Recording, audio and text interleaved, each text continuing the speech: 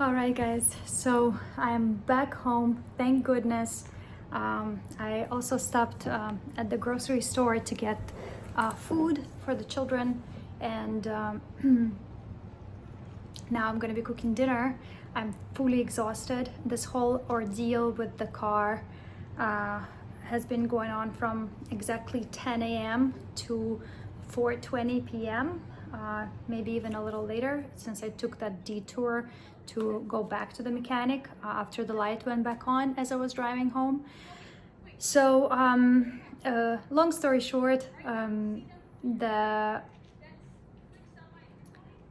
I had to spend $72 to restart AAA membership, and then a penalty of $125 for requesting a service on the same date that I requested the new membership. Now, it turned out that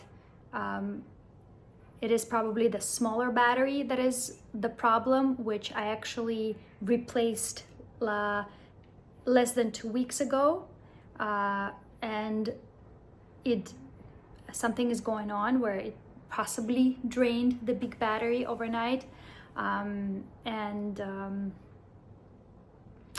so I ended up paying all that for to replace a part that I just replaced. So I think a fair thing to do would be for the Jalisco tires to pay for my towing experience. I'll pay for the membership. I will ask them to do that. I don't know if they will. I also arrived a little bit later than the West Hills towing service to the mechanic.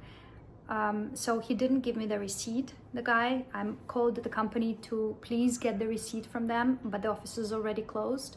It's a Sunday. They asked me to call back in tomorrow on Monday. So basically, the battery is going to be, the Jalisco Tires mechanics are reordering the battery, which hopefully will be delivered by tomorrow at 12. So fingers crossed. I will do everything I can in my power to today was supposed to be a packing day. I was supposed to take my son to his volleyball practice, and then just organize my car for a camping trip, for tomorrow's camping trip with the boys, because it's just me, it's, nobody else who's packing everything, including the bicycles and all the gear and all the food and everything. So I usually, leave myself a full day for that, but this time has been stolen from me today. Now, besides the time being stolen from my packing and actually spending quality time with my kids on a Sunday, the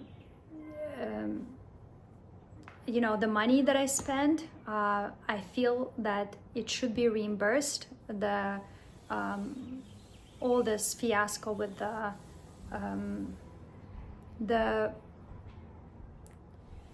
West Hills towing company, with the guy being very mean to me and stuff, making me feel so uncomfortable that I had to take Uber behind him, because usually I if something happens like this, I just drive with the driver, but this was very uncomfortable. I don't think he wanted me there either, to be honest with you. He left before I even got a chance to tell him that I'm not going, so let's put it that way. I don't know, we all have our personal issues, but just be mindful when you're speaking to somebody, how you approach them.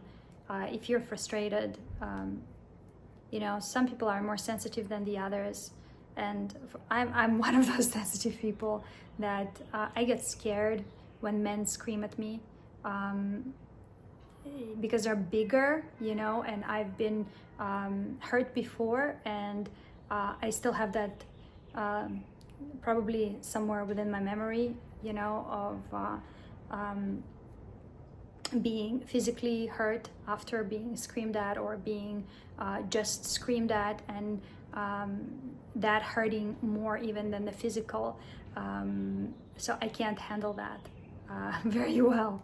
So yeah. But anyhow, besides this, there is another part to this video, and I figured, okay, since we're already doing the whole mechanical problem situation day. Let's just finish strong on the same note. And what I'm going to tell you is I'm going to relate to you what happened on today's Sunday, on Friday. So if you follow me on Instagram, I'm going strong with this everyday posting. And the reason I'm doing that is to show you how I transition from when I'm with children and in the city to then being without the kids. When the kids go to their dad, we're 50-50 custody, and I'm transitioning into Shasta, into the forest, where I spend my time studying nature and just living, just being. Forest is my comfort zone. City is a little bit too much for me, but my children are here, so I'll be here for the rest of my life if I need to. And will be taking trips to the forest as often as I can to balance myself back out and keep my sanity for the sake of being a great mom, and for the sake of leading by example, and creating this healthy, good energy within myself that is then transferred to my kids, because we're 100% connected. And I see that when I'm stressed, they're stressed, and I feel like, oh, why are they stressed? And then I realize that I'm stressed. So this whole thread is just for those of you who might be going through something similar, from being with your children 100% of the time, and with a spouse, and then separating, divorcing, and then having a 50-50 custody. How do you deal with that split? How do you all of a sudden, become this independent man or woman? And that's my son singing outside. I love him so much. So anyhow, that's what the channel is about, and that's why I decided to record everything, the good, the bad, and the ugly, and just keeping it straight, keeping it real, really real. And it's on Instagram, it's in my stories. If you just go through the days, you can just scroll and see how they go, and how balanced I am when I'm in Shasta, and how quickly that ends when I enter the city, and how all these different things bring forth these very different aspects of me that are less feminine, that are like strong and active and thoughtful and decisive, and it's great, but they take over, and then that softness goes away, and it takes for me to go to the beach or to the forest to rebalance myself in that way. So this next part of the video is going to be about the missing Friday. What happened on Friday? On Friday I couldn't record, right? So I have every day I'm recording for the last 2 weeks almost. Tuesday I believe it's going to be 2 weeks. And I plug it into my stories, so it's just a constant storyline, only it's going backwards, right? If you're just clicking here, so you'd probably want to go from the back to go forward, but whatever, it doesn't matter. But we have this whole chunk, which is a missing Friday. So what happened on Friday? On Friday I couldn't film because my phone was freaking out. Now, it began acting up about 2 weeks ago, right before my trip to Shasta, and I thought, oh my god, it's probably all of my pictures and videos, which I try to offload onto external memory storage device, but sometimes I forget, sometimes I get lazy, sometimes I get too comfortable thinking, oh, I have plenty of storage, and then it kind of creeps up on me right at the when I least expect it, right? And this is what happened. Thank goodness it happened right before I left. So I got another external storage device because my previous one turned out to be full, and I started uploading all the videos there and then deleting them from my phone. My kids are building forts, so if you would see, hold on, look. they find these things at recycling, right? And they go and they build. It's so fantastic that they can do this with their friends, and their friends are all there too. So, all right, coming back to the missing Friday. Friday, I had my phone started acting up, and it said that storage is completely full. Although I've been cleaning out my storage for the last 2 weeks, but what I noticed that although I'm transferring the videos and then deleting them, they pop back up on my phone, although I deleted them. I'm like, I swear I deleted that one and transferred it already. How come it's still here? So I made an appointment with Apple Care and took my phone there. There was like a huge wait, I think 4 hours or something like that, which whatever, it's not that much if you're busy doing other things. And when they called me, I live close to the mall, so I went back in, brought my phone in, and the girl explained it to me. And I think this is again where this advice can possibly save you either time or money or worry. So listen up. This is what happens when you delete apps from your phone, the apps that are on your phone directly from your phone, the data from those apps keeps lingering on your physical device, not in your iCloud, but somehow it gets stuck on the physical device. This is how she explained it to me. And you think that you've cleared all these things up, but the data from them is still lingering somewhere there. It's hidden in hidden places. So in order to really not offload them, but to completely delete them, you would need to use a computer. So you would need to connect your phone to a computer and then delete from your phone through the computer, and that will guarantee the complete deletion and the clearance of the space required for whatever else you want to put into that space: pictures, videos, apps.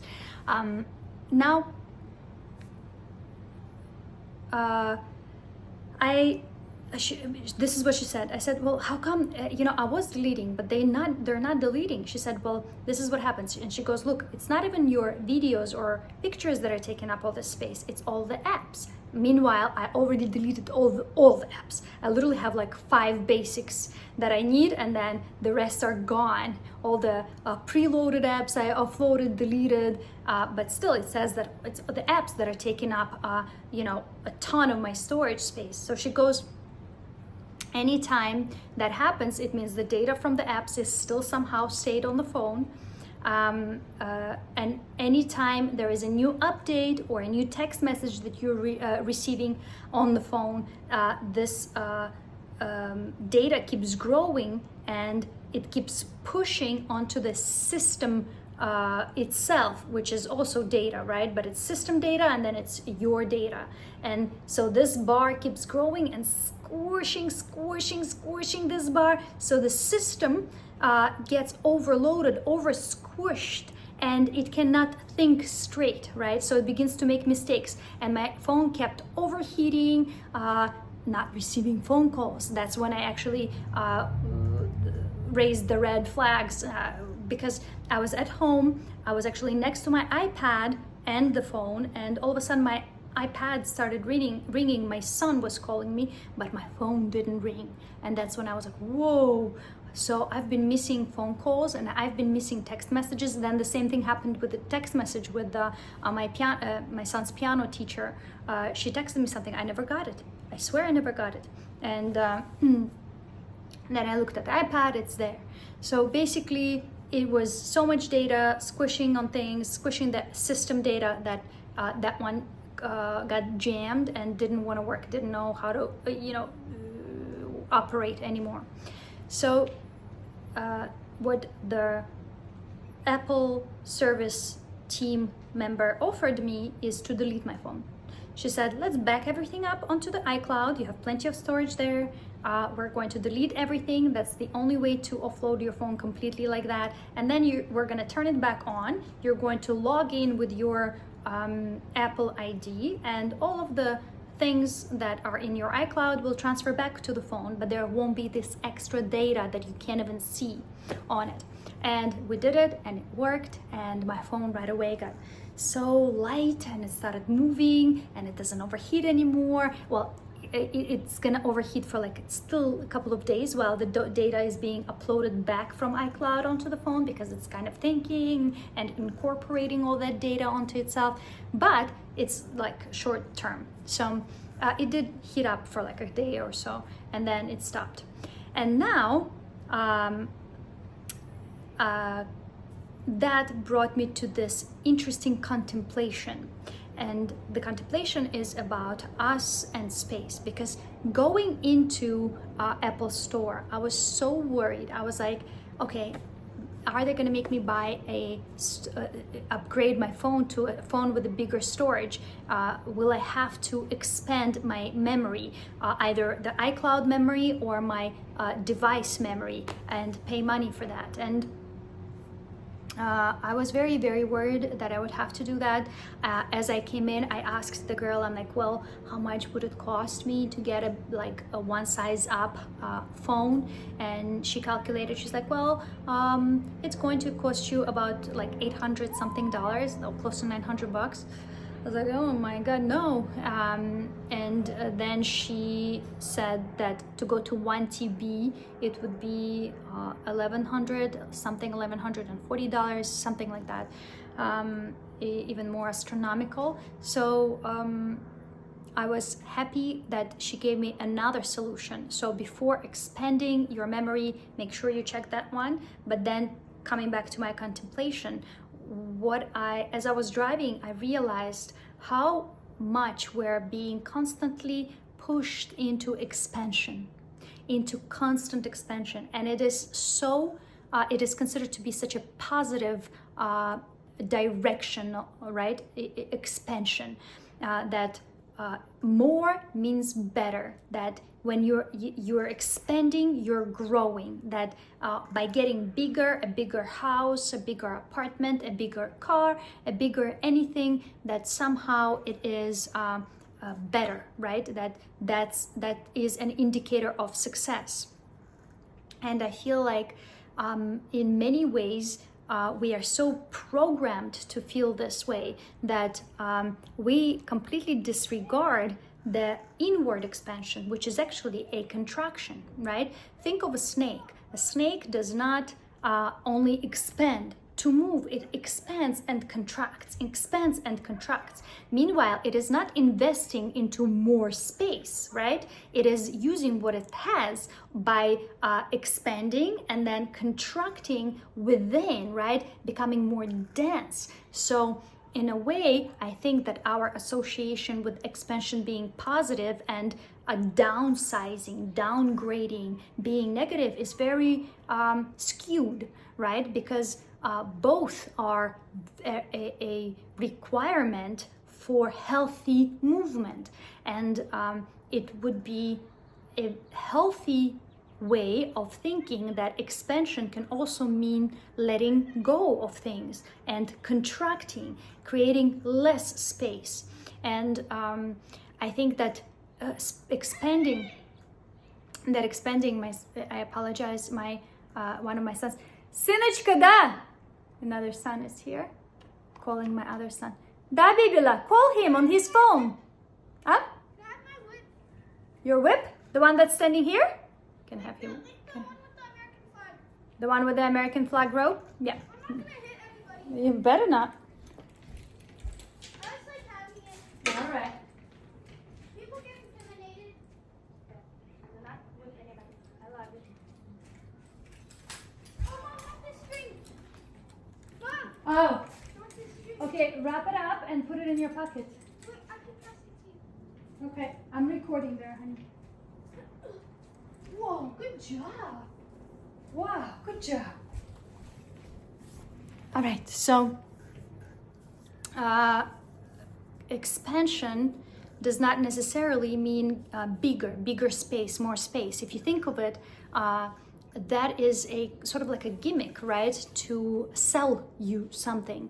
Oh, you need more space, you need more room for this. Oh, we're gonna need a bigger house, or we're gonna need a bigger phone memory, or a bigger iCloud memory. And then notice that as soon as you get a bigger space, you're gonna then need more things to fill it up, right? It's kind of like the catch-22. One thing happens, then the other one leads. One thing leads to the other, into the other.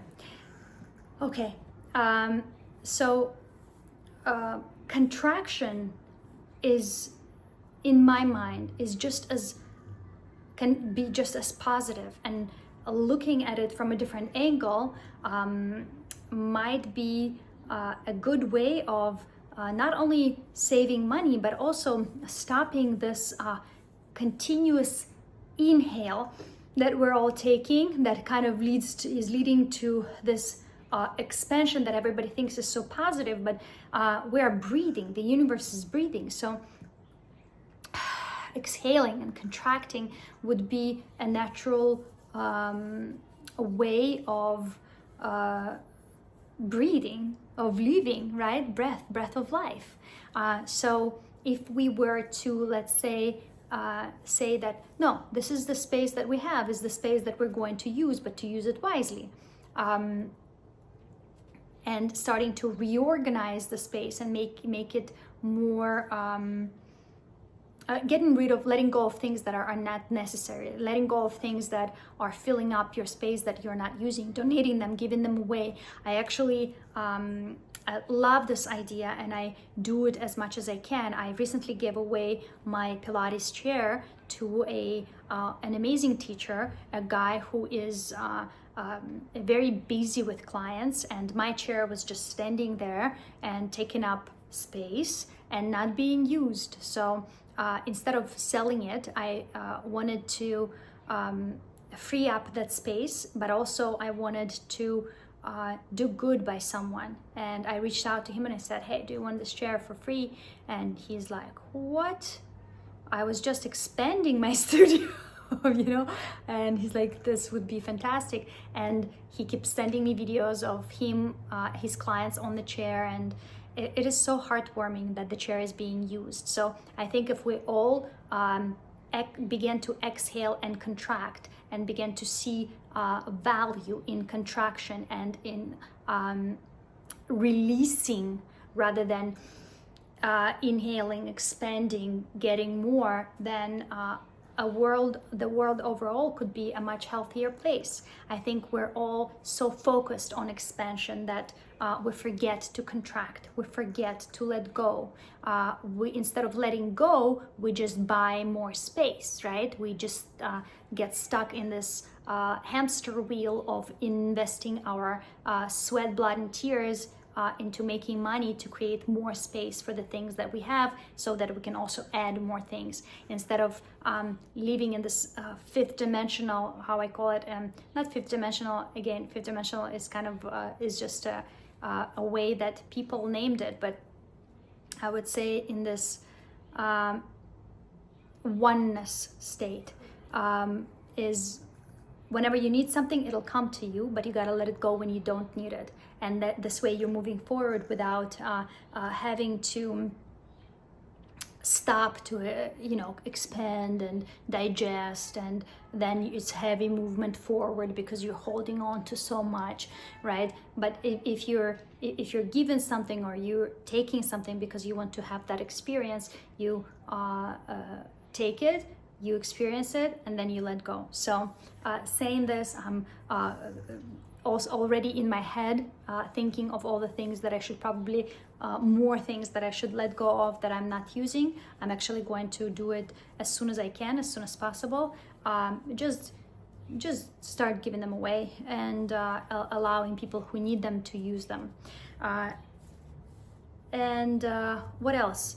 I wanted to bring this to the forefront, is this idea of expansion, more knowledge, more this, more that, requiring more space, requiring more work, requiring more.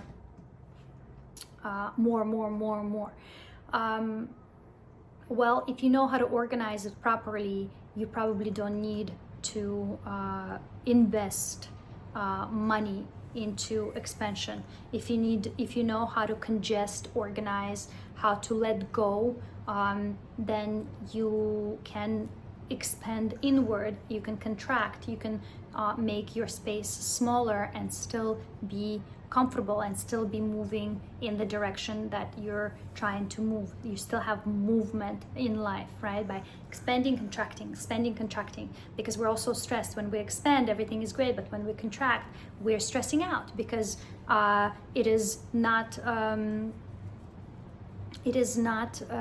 popular thing to downsize, right? It's like, oh, well, what am I doing something wrong? No, you're not doing something wrong. You are just in that part of the cycle, in a contraction phase. And again, if we all learned how to exhale properly, maybe there would be less toxicity, less things that are holding us back, less things that are left. And this actually comes from Pilates. Joe Pilates he had asthma problems or something similar, and breathing was everything for him. And he was very focused on teaching people how to inhale and expand the lungs. But one of the most important things was the complete exhale part, to clear out everything that came in, because what ends up happening is exactly what happens in life within our lungs. We inhale, we expand, we can train our lungs how to get more elasticity and expand further and expand bigger, right? Take a bigger breath, hold on to the breath for longer. But then when we're exhaling, there is this, it's like a balloon. Imagine you exhale, but there is always a little bit of air left, and with it some toxins, right? So we actually require extra force to exhale fully the air, to deflate the balloon completely. It is almost impossible. And I think it reflects in our physical life as us being so comfortable with expansion and thriving, or trying to constantly expand and not knowing how to contract. Hi, baby. These are the main thoughts, I think. Learning how to exhale, learning how to contract, understand that you're really not letting go of anything. Well, actually, when you're letting go of physical things, a lot of times you are releasing them, and you're releasing the energy that is stored within them into a different layer of reality, where it's going to still be available to you, just in a different form. You're not going to be physically able to touch it, but you're going to have access to it. You're going to have access to that knowledge. You're going to have access to whatever it is that you are releasing. Getting a little bit distracted, but I hope you're getting the point. I hope you understand what I'm saying. I'm happy that there are ways, if we try hard enough to stop and see, there always is a way to not have to invest money into expansion. There's always a way to avoid that, if you're willing to go through your memories, right? Go through those things that are there and figure out, maybe you can let go of some things, and also ask for help, because as I said in my previous videos, we now have added a whole new body into our many bodies that we already have. We have our physical body, our mental body, our emotional body, our spiritual body. Now we have our tech body that's added to it, and it's a fairly new body. For me, the tech body, my technological body, I acquired it when I started acquiring it when I was only 17. When I was already 17. I've never used a cell phone or a computer back in Belarus, so we didn't have that available at all. So when I came here to New York when I was 17 was my first, when I first touched a computer and started getting to know it. So I know very little about technology, yet it is such a big part of my life that we often rely on others, right, to heal and take care of our technological body because we don't know how to take care of it ourselves, and that is totally fine, right? This is how we learn. This is actually how I was trying to learn today when I was looking at my car being towed. I always come to all the mechanics and I ask them, I'm like, can I look? But today I didn't even think about asking whether I can look how my car is being towed. I thought that was a normal thing to do, and I also was on the phone trying to figure out who's gonna be watching my kids while I'm gone, to the mechanics, calling the neighbors, trying to call my mom and stuff. So it was not even in my part, but anyhow, apparently my curiosity was not well received by the guy who was towing my car. He thought that I was supervising him and got really mad at me in a really scary way. But it happens, you know. It happens. Too bad these things happen when you're already stressed out, right? It usually kind of, you think you're already so down, and then life just hits you a little harder and a little harder, and you're like, whoa, like, what happened? How did I deserve that? Anyhow, so this was a long video. Well, actually 30 minutes. If you are watching this on YouTube, go ahead and also follow me on Instagram to see the big picture of my daily life and things that are happening, the good, the bad, and the ugly sometimes, the actual real type of stuff. I like with the stories, it's all posted in my storyline and then highlights on my Instagram channel. So it makes it easier for you to like click through if you don't want to watch the full thing and kind of get an idea what's happening in my day. Okay, this was today, and I guess a big part of my Friday that's missing from my daily recap now is all in this video, and I guess I'm all caught up. This whole phrase, I'm all caught up, I don't know if I like it as much, but I'm trying to not attach to words as much. And okay, I love you all. I'm wishing you a wonderful day. My battery will be replaced tomorrow. Hopefully I'll get reimbursed for all the craziness. My time is not going to be given back to me, of course, but maybe, I don't know.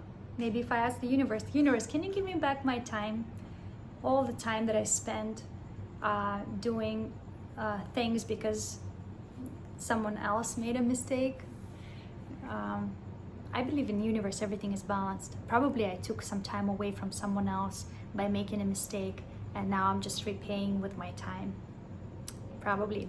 But can you please give me my money back for because I already paid for replacement of the battery, right? And now it was not my fault that the replacement battery, something was wrong with it, and now I had to tow and spend money. I'd rather spend them on my kids. And $125. Oh my goodness, we can get so much ice cream, and we can it's like $125. It's 3 days of camping at $45, or like 35, 3 days of camping. It's a lot of money. I hope I get reimbursed. It's on top of the 72. Okay, I'm just whatever. Okay, I hope everyone's great. Bye. Guys, this is absolutely fantastic. Every day is school, every day is a lesson, and as I'm uploading the previously recorded video onto Instagram and rewatching it and listening to it, I am realizing the lesson in what has happened. And a lot of times we can only hear the lessons when we are speaking them, because we're speaking them to ourselves. And what I see right now happening when I was saying I can't handle men speaking rude to me, I get scared, I get very uncomfortable because the memory of previous violent experiences is still lingering somewhere in my memory. So anytime, you know, like a strong big man like starts being mad at me, I automatically like get super scared. And voila, here's that the same thing that's happening on the phone. As the girl explained, even when you offload the app, delete the app, the data about it, its data still lingers on the physical device. So you need to go into computer and erase completely the memory and then re-upload the data from iCloud back onto the physical device. Are you following me? I mean, I don't know how it would work in the physical body, but I think that that's exactly the lesson that I'm meant to see in all of this. This is meant to explain to me why I am reacting so strongly to new experiences based on my past experiences. And the guy was probably just super frustrated with being hot, and you know, maybe he was thirsty, I don't know, and it was probably hard physical labor for him to keep turning the wheel of the car, and he probably didn't want to be supervised or watched. I mean, it's strange, but I had my own preloaded story, right? So he had his own preloaded story with that. And I had my own preloaded story that I couldn't, when he started freaking out at me, it triggered that lingering memory that already doesn't exist. I already offloaded all of those apps off my physical device a long time ago, but apparently the memory of that still lingers. So how do we find what to connect me to do this complete clearing? That would be the question. But you see how amazing life works, and every experience, no matter how tough and frustrating and no matter how much it feels like it's stealing time from you, like it felt for me today, it actually was a valuable lesson of looking into myself and exploring my own programming inside. And I hate calling it programming because I think it's much more natural than that, or it's organic programming, right? It's memories that are created organically, that are not just loaded in, that are created through actual experience. So I'm not comparing my body to or any body to a computer by any means. We're so much more intricate and delicate, and there is not a single program that can figure out all of everything that's going on in this sacred laboratory of all these memories and chemical reactions that are bringing them back to life.